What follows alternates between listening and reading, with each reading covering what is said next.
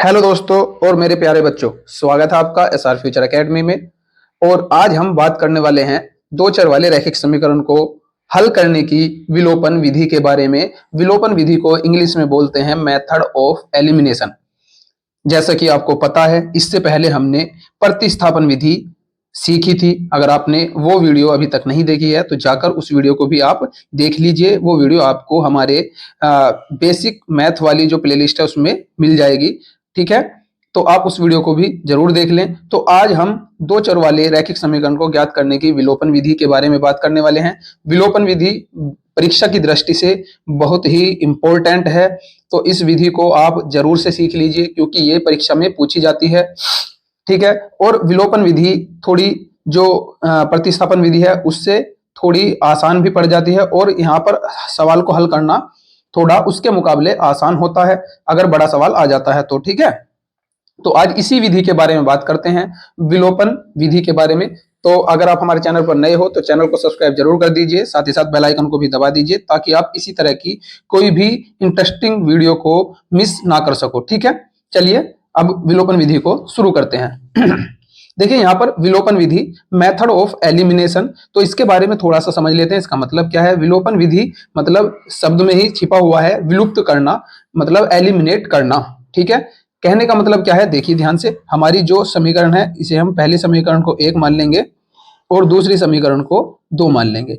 अब हमें विलोपन विधि जैसे नाम से ही ज्ञात है कि एक वेरिएबल को विलुप्त करना है, मतलब एक वेरिएबल को एलिमिनेट करना है, या आप ऐसा समझिए कि एक वेरिएबल को गायब करना है। ठीक है, अब गायब हम घटाकर कर सकते हैं या जोड़कर कर सकते हैं। कैसे करेंगे देखिए ध्यान से। सबसे पहले हमें ये देखना होता है कि जो x है उसका जो गुणांक है, उसका जो कोफिशिएंट है वो यहाँ पे पहली समीकरण में और दूसरी समीकरण में बराबर हो, या तो x का, या फिर आप देखिए y का जो गुणांक है, y का जो कोफिशिएंट है वो पहली समीकरण में और दूसरी समीकरण में बराबर हो। अगर बराबर नहीं है तो सबसे पहले हमें उन्हें ही बराबर करना पड़ेगा। बराबर करने के लिए हम समीकरण 1 या 2 में मल्टीप्लाई करेंगे, या तो x के गुणांक बराबर करने के लिए या तो y के गुणांक बराबर करने के लिए। अब बराबर करने के लिए देखिए किस तरह से बराबर कर सकते हैं। यहाँ पर आप चाहो तो x के करेंगे, चाहो तो y के करेंगे, तो हम x के गुणांक बराबर कर लेते हैं। यहाँ पर ऐसा भी हो सकता है कि एक ही समीकरण में गुना करनी पड़े और हो सकता है हमें दोनों ही समीकरण में गुना करनी पड़े। ठीक है, तो यहाँ पर देखिए 3x है, यहाँ पर 2x है, यहाँ पर 2y है, यहाँ पर 3y है। तो यहाँ पर कोई भी कोफिशिएंट, कोई भी गुणांक बराबर नहीं है। तो हम क्या करेंगे, या x का गुणांक देखेंगे 3 है, यहाँ पर 2 है, इन दोनों का एलसीएम लेंगे, 3 दूनी 6 आ जाएगा। तो आप समझ लीजिए कि यहाँ पर भी x का गुणांक 6 बनाना है और यहाँ पर भी x का गुणांक 6 बनाना है। तो इनका एलसीएम लेके आप पता कर सकते हैं कि गुना मतलब कितना हमें गुणांक में बनाना है। यहाँ पर देखिए 2 और 3 है, अगर y का गुणांक बराबर करना चाहते हैं तो 2 और 3 का एलसीएम 6 आएगा, तो यहाँ पर भी हमें 6 बनाना है और यहाँ पर भी 6 बनाना है। तो इसके लिए सबसे आसान तरीका यही है कि इन दोनों का एलसीएम ले, 6 आ जाएगा। तो अब देखिए 6 आएगा तो 3 में 6 बनाने के लिए क्या करना पड़ेगा, 2 की मल्टीप्लाई करनी पड़ेगी, और 2 में 6 बनाने के लिए 3 की मल्टीप्लाई करनी पड़ेगी। ठीक है, तो हम चलिए x के गुणांक बराबर कर लेते हैं। तो आप इंग्लिश में भी लिख सकते हो और आप हिंदी में भी लिख सकते हो, तो मैं यहाँ पर हिंदी में लिख लेता हूँ और इंग्लिश में भी आपको बता दूंगा। तो हम लिखेंगे समीकरण, शॉर्ट में मैं लिख लेता हूं, समीकरण 1 में 2 से व समीकरण 2 में 3 से गुना करने पर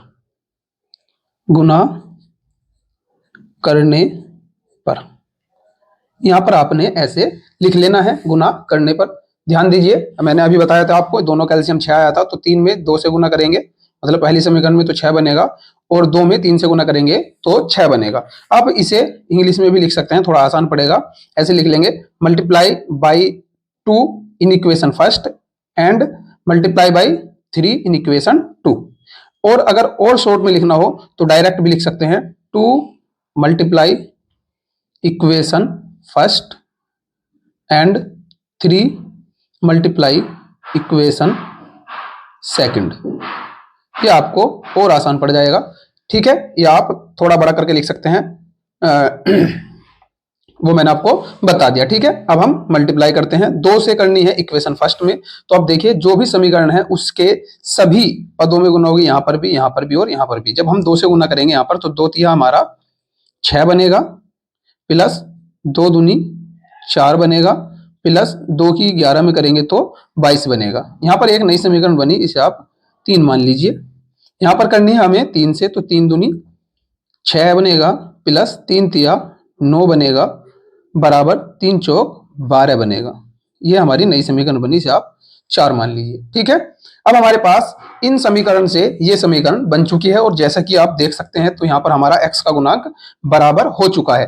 अब ध्यान दीजिए, अब हमें x को एलिमिनेट करना है, दोनों पद एक जैसे हैं, तो इसे हम घटा देंगे। आप चाहो तो ऐसे लिख सकते हो, समीकरण 3 से समीकरण 4 को घटाने पर, या आप ऐसे भी डायरेक्ट घटा का निशान लगा के लिखेंगे। यहाँ पर देखिए, यहाँ पर आप लिख सकते हैं घटाने पर, ऐसे भी डायरेक्ट आप लिख सकते हैं। तो हम जब घटाते हैं तो हम चिन्ह घटा का लिखेंगे, यहाँ पर घटा का लिखेंगे, और यहाँ पर भी घटा का माइनस का चिन्ह लिख देंगे, क्योंकि हम घटा रहे हैं। ठीक है, देखिए बच्चों, एक छोटी सी आप जानकारी जरूर जान लीजिए कि अगर हमारे जो गुणांक हैं वो उनके जो साइन हैं एक जैसे हैं तो समीकरण को घटाना है, और अगर अपोजिट पहले से ही है तो उन्हें घटाने की जरूरत नहीं है, उन्हें जोड़ना पड़ेगा, क्योंकि हमें ये किसी भी तरह से काटने हैं। तो अगर अपोजिट है तो जोड़ने से ही कट जाएंगे, और अगर अपोजिट नहीं है तो घटाने पर कटेंगे।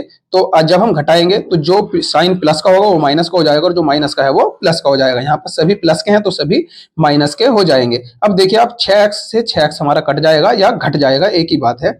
अब देखिए 4y है, 4y में से घटाएंगे 9y, तो हमारा माइनस के 5y बचेगा।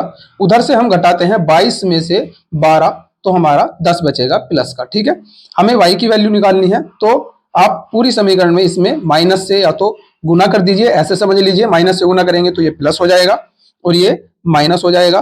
ठीक है, या आप समझ सकते हैं कि माइनस को उधर ले जाएंगे, या इससे इधर ले गए, इसे इधर ले गए, किसी भी तरह से आप, जो आपको सुविधा हो उस तरह से आप समझ सकते हैं। तो हम y की वैल्यू जो निकालेंगे तो y की वैल्यू आएगी माइनस के 10/5, क्योंकि हमने इस समीकरण में माइनस से गुना की तो माइनस से प्लस बना और ये माइनस बना, और ये 5 को हम डिवाइड में ले गए। 5 से जब इसे काटते हैं तो 2 बार कटता है, तो यहाँ से हमारी y की वैल्यू बराबर -2 आ जाती है। अब हमारी ये जो y की वैल्यू है -2, आप यहीं पर लिख सकते हैं पुट इन, जो भी आपको आसान लगे इक्वेशन, तो इक्वेशन सेकंड आसान है, पुट इन इक्वेशन सेकंड, आप ऐसे लिख सकते हैं। या आप दूसरे तरीके से भी लिख सकते हैं, वो आप इधर देख लीजिए, ध्यान से देखिए बच्चों।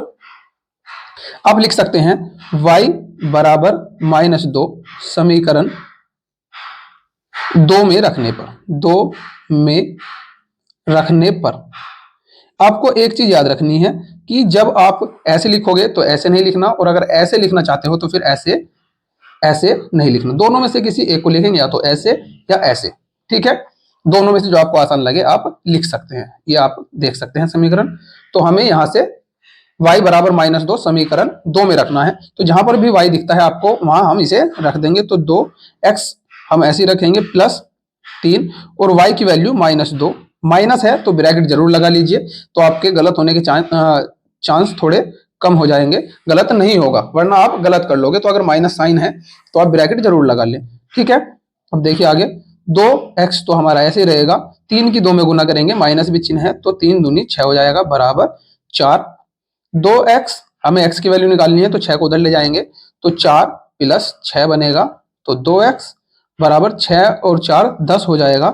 x की वैल्यू निकालनी है तो 2 को डिवाइड में लेके जाएंगे, 10/2, तो 2 से 10 कटेगा 5 बार, तो x बराबर हमारा 5 आ जाएगा।